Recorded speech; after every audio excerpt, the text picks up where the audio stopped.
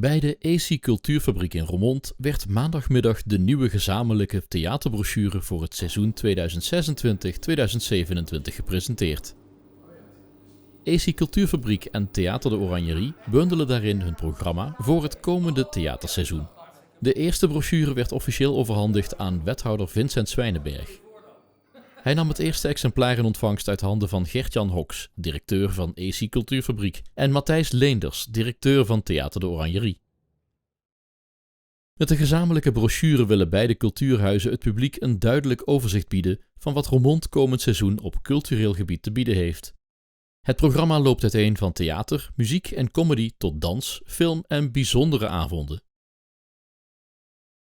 Voor Roermond is de samenwerking tussen AC Cultuurfabriek en Theater de Oranjerie een belangrijk signaal.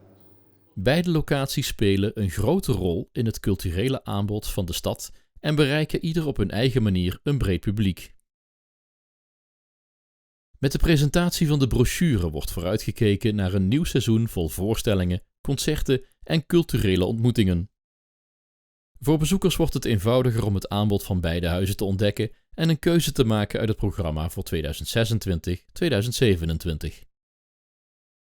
De gezamenlijke theaterbrochure is daarmee niet alleen een praktisch overzicht, maar ook een uitnodiging aan het publiek om cultuur in Roermond te blijven beleven. Deze uitzending wordt mede mogelijk gemaakt door Oonktime Roermond en EuroPC Roermond.